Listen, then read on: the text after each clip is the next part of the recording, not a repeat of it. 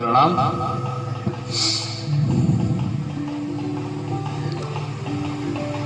कि जिंदगी में हम उसी दिन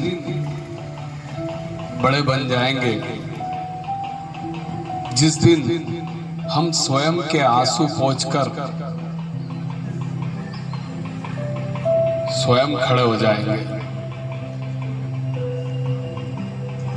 एक बहुत अच्छी कहानी, छोटी सी कहानी।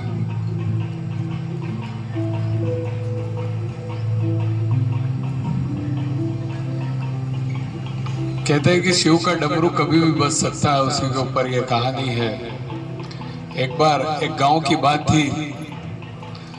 इंद्र देवता वहां के किसानों की बात से कुछ नाराज हो जाते हैं और वो ये भविष्यवाणी कर देते हैं कि अब 12 साल तक आपके यहाँ पर फसल नहीं होगी, 12 साल तक वर्षा नहीं होगी। गांव के सब लोग परेशान हो जाते हैं, सब लोग चिंता में आ जाते हैं। वो बहुत प्रार्थना करते हैं इंद्र देवता से, काफी प्रार्थना करते हैं। तो इंद्र देवता प्रकट होते हैं, उनसे वो काफी माफी मांगते हैं, निवेदन करते हैं। पर इंद्र देवता कहते हैं कि नहीं, 12 साल तक तो अब बारिश आपके यहाँ नहीं हो सकती। हाँ, पर आप इतनी प्रार्थना कर रहे हो तो मैं एक उपाय बता सकता हूँ आपको। और उपाय यह है कि अगर भगवान शिव अपना डमरू बजा देंगे तो उसी क्षण बारिश हो जाएगी। अब आप भगवान शिव से बात करो, उनको प्रसन्न करो, वो डमरू बजा देंगे तो आपके यहाँ बारिश हो जाएगी। ठीक है साहब, ये उपाय बता के इंद्र देवता चले जाते हैं। गांव वाले भक्ति करते हैं, बहुत सारे शिव जी की काफी भक्ति करते हैं, बहुत समय तक भक्ति करते हैं। तो भगवान शिव प्रसन्न होते हैं, उनको दर्शन देना आ जाते हैं। गांव वाले सारी बात बताते हैं कि इंद्र देवता हमसे नाराज हो गए हैं और 12 वर्ष तक हमारे यहाँ वर्षा नहीं होगी, और अगर आप डमरू बजा दें तो उसी क्षण यहाँ पर वर्षा हो जाएगी। लेकिन होता क्या है, इंद्र देवता ये उपाय बता के शिव जी के पास चले जाते हैं और उनको कह देते हैं कि मैं गांव वालों से बहुत नाराज हूँ और मैंने कह दिया उनको कि 12 साल तक आपके यहाँ वर्षा नहीं होगी, तो भगवान मेरा निवेदन स्वीकार करना, आप डमरू मत बजाना। ये बात वो वहां जाके पहले ही बोल देते हैं। तो शिव जी उनकी बात सुनते और बोलते हैं कि देखो कुछ भी हो, लेकिन 12 साल तक तो मैं डमरू नहीं बजाऊंगा, 12 साल तक वर्षा नहीं हो पाएगी। ठीक है साहब, और शिव जी चले जाते हैं। अब गांव वाले थक हार के बैठ जाते, उन्हें लगता अब तो कुछ हो ही नहीं सकता, जो उपाय था शिव जी ने भी मना कर दिया।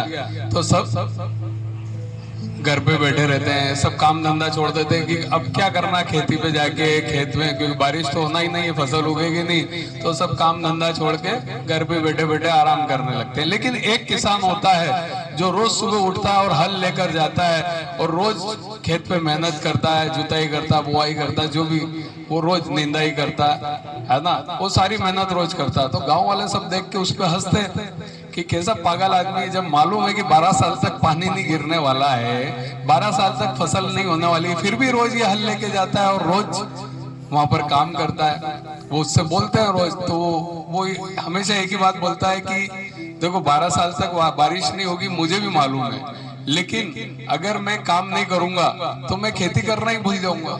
तो मैं मेरा रोज अभ्यास करने जाता हूँ कि मैं कम से कम खेती करना ना भूलूं।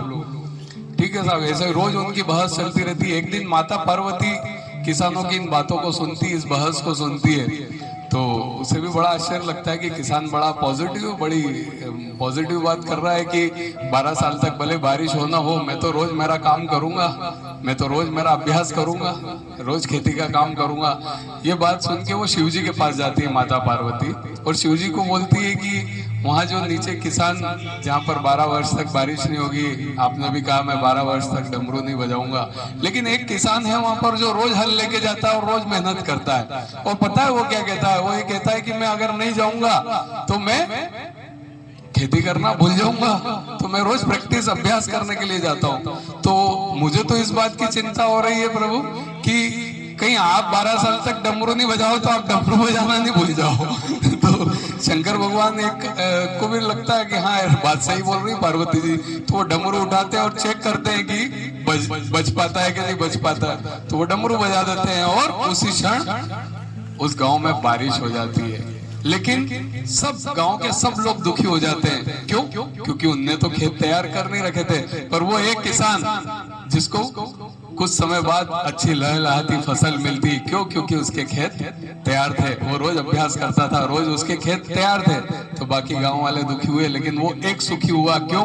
क्योंकि उसने अपने काम के प्रति निरंतरता रखी, इस वजह से अपना अभ्यास को कंटिन्यू रखा। तो ये एक छोटी सी कहानी जो हमें जीवन में सिखाती है कि समय कितना भी विपरीत आ जाए, हमें लगता है कि सारे रास्ते बंद हो गए, तब भी अपने प्रयास को जारी रखें। 100% देखो, कोई ना कोई खिड़की खुलेगी और आपको उम्मीद की किरण जरूर दिखेगी।